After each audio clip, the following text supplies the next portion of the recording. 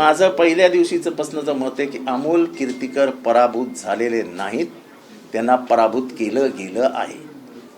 कारण का तिथल्या ज्या सूर्यवंशी मॅडम आहेत त्यांचे लागेबांधे किती मोठ्या मोठ्यांचे आहेत याची कल्पना मला आहे.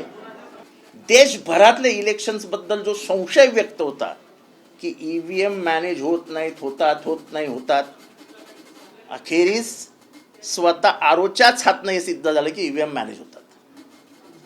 त्या EVMला OTP येतो, कोणाला आजपर्यंत माहित होतं की हा OTP असतो म्हणून.